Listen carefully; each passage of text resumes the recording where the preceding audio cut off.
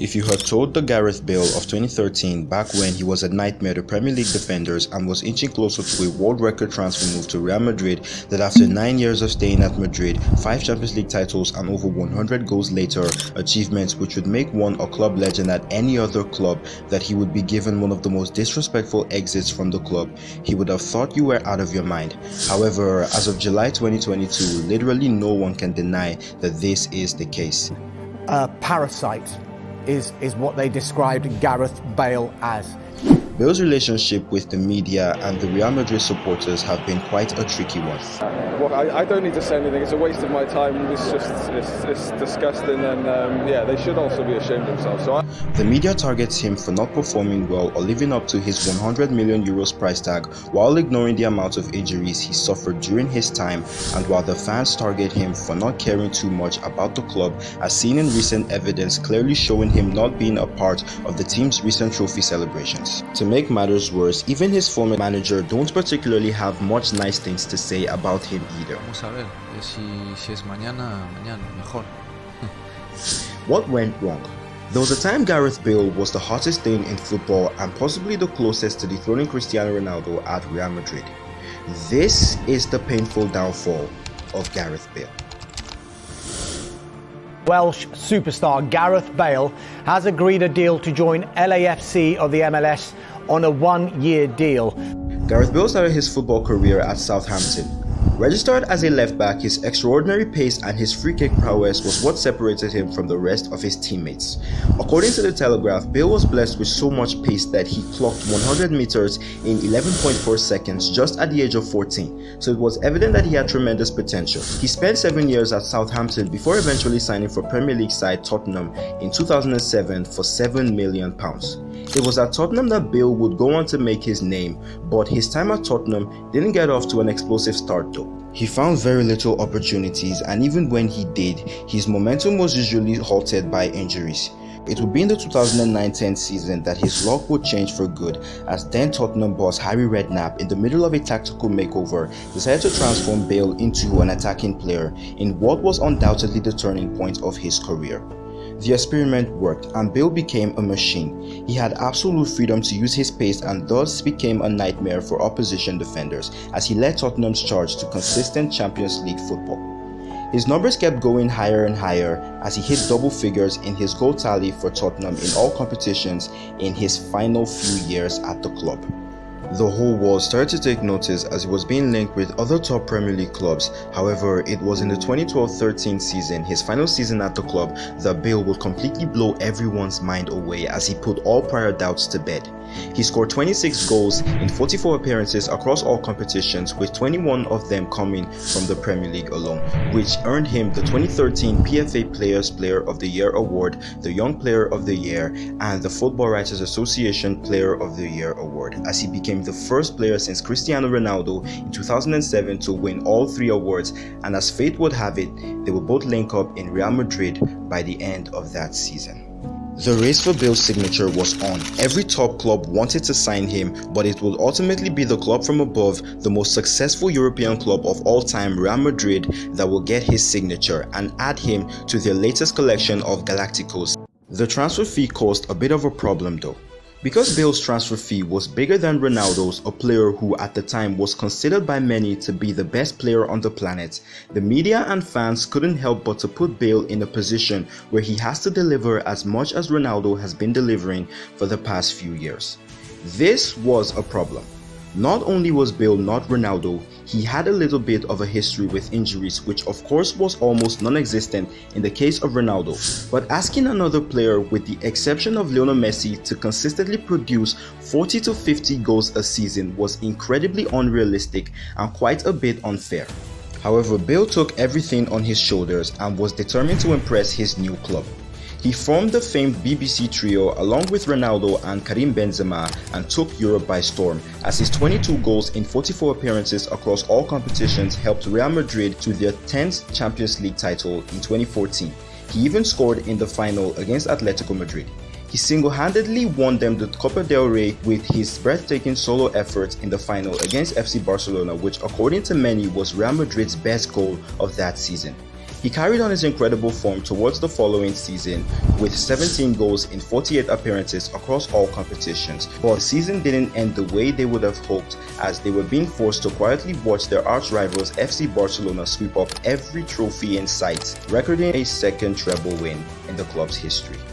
In the midst of this terrible season, Bale got a taste of what was to come, as during a La Liga match against Espanyol in January 2015, he got booed by a section of the Real Madrid fan base who adjudged him to be selfish when he decided to shoot rather than pass to Cristiano Ronaldo. The other incident was after El Clasico when Real lost 2-1 to Barcelona at Camp Nou. Real Madrid fans, in the heat of things, got so irate that they attacked the cars of several of their players, including that of Bale's. The following season was when things started to gradually change for the worst for Gareth Bale. This was when his injury problems started. Prior to 2015-16, in his first 2 seasons at the club, Bale was out due to injuries for a combined 24 days, but now he was out for a combined 63 days with 3 separate injuries in just 1 season. It was his calf injury, however, that would sideline him for the longest period, and is this part of his body he will suffer the most amount of injuries as time goes on. At the start of the season, Real Madrid appointed Rafa Benitez with the aim of making Bale the center of Real Madrid's project moving forward. However, after just spending 7 months at the club, Benitez was sacked due to poor performances, which was as a result of his falling out with several big players, most famously Cristiano Ronaldo. But despite the injury setback, Bale still performed whenever he was on the pitch. He scored more goals despite playing less games compared to his previous season, with 19 goals in 31 appearances across all competitions. Benitez was out, in came Zinedine Zidane. Nobody knows what truly happened between Bale and Zidane. It was becoming obvious that Zidane was starting to dislike him. Zidane identified Ronaldo as the face of his project, but it's possible that Florentino Perez had other ideas, because if we were to trace it back to the time Rafa Benitez was appointed, they wanted to make Bale the star of the team. There was an already existing disagreement over the subject, and this would most likely be the reason for Zidane's exit years later. But that's for later in the video. The 2016-17 season would be when everything started to unfold. Bale was constantly injured and was on the sidelines for months. The injury problem started to irritate everyone from the media to the fans and even his manager. The media was Bale's biggest enemy in Spain, as they were just constantly pumping out negative news and articles directed towards him, which then started to influence the opinions of an already increasingly irritated Real Madrid fan base. His injury in the Clasico was the thing that led to him being taken out for an extended period of time. As the title race was heating up during an important title-deciding El Clasico, Bale got injured and Barcelona won. In a desperate attempt to keep their lead in the title race, Zidane decided to switch from his preferred 4-3-3 formation to a 4-4-2 diamond, where he now introduced Isco at the tip of it. It worked, as they went on to win their final 6 games, clinching the La Liga title, as well as thrashing Massimiliano Allegri's men in the Champions League final, which of course was played in Bale's home country, Wales, and he unfortunately was not in the starting lineup. Shockingly, a large amount of Bale's injuries were occurring at his calf, and that's because of his explosiveness, and nobody can deny that he is indeed an explosive player. A report at the time by Diario AS stated that prior to the Clasico, when Bale previously sustained a calf injury against Bayern Munich a week earlier, the medical team advised Zidane against playing Bale, claiming he wasn't fully fit, and despite that, he was still allowed to play, and this of course led to him re-injuring himself at the Clasico. In the 2017-18 season, he only started just 5 games, but his finest moment came in the Champions League final against Liverpool, where he was scored twice, including this absolute beauty, and would help Real Madrid to their 3rd straight Champions League title. However, at this moment, the unknown drama between Zidane, Bale, Ronaldo, and the club president will start to rear its ugly head on the surface. During the post-match interview, Ronaldo hinted at possibly leaving the club, and so Bale followed suit. Obviously, I need to be playing. I need to be playing week in, week out, and that hasn't happened this season for one reason or another. Yeah, obviously now I'll have to sit down in the summer and discuss it with my agent, and yeah, take it from there. This led to chaos behind the scenes, and in the end, Ronaldo left and Bale stayed. Now, we already established that Zidane was not a fan of Gareth Bale. Now Zidane wanted Bale gone, but because he didn't get his wish of Real Madrid selling Bale and keeping Ronaldo, he followed the latter out the door. With Ronaldo gone, everybody expected Bale to become the new star man of Real Madrid. However, this didn't happen as injuries started to derail his career, which made Karim Benzema step up to fill the big shoes of Ronaldo, and he hasn't looked back since. This gave the media even more ammunition to target more criticisms towards him. His inability to speak Spanish despite living in Spain for so many years was subject to criticism.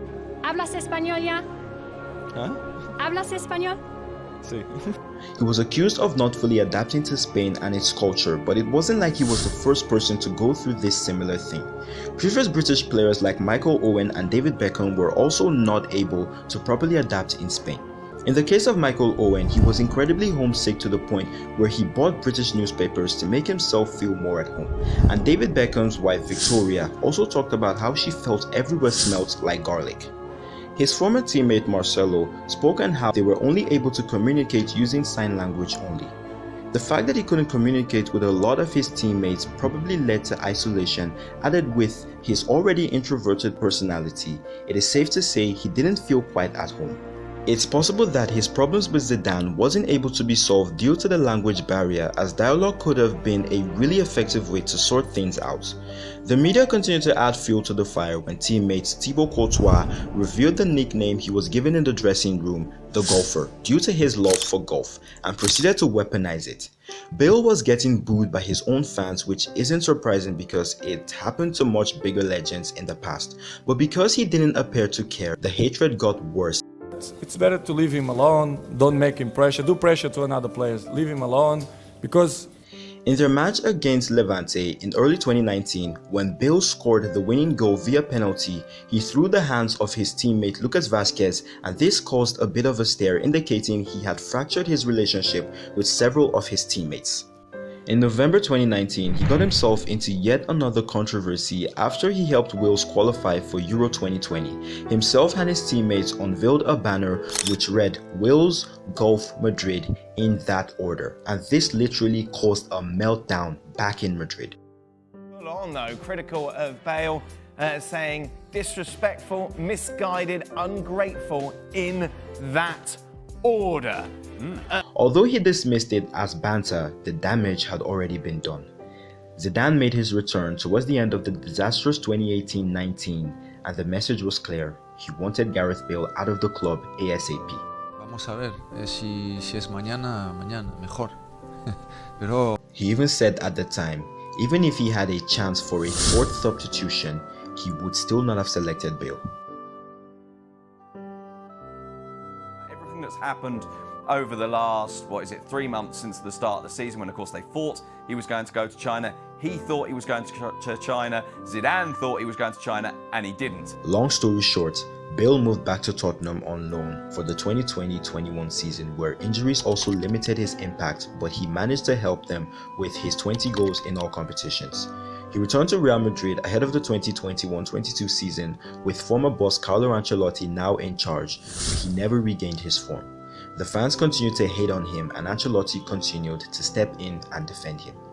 He didn't look too happy during his team's celebration over their 3-2 comeback win against Sevilla earlier this year, and he also wasn't present for the team's La Liga title winning celebration, claiming he couldn't attend due to a back issue. A disingenuous excuse which was also still defended by his manager. If you haven't seen it yet, it is obvious. Bale has grown so resentful over his treatment at Madrid that he just didn't want to be a part of even their celebrations anymore. His injuries, the non-stop exaggeration from the media, his antisocial attitude, all these factors led to the career demise of Gareth Bale. He continues to be a legend in Wales, his country, which he recently helped qualify for their first World Cup tournament in 64 years, but his perception in Madrid is far from good. Some Madrid fans still love him, while some hate him.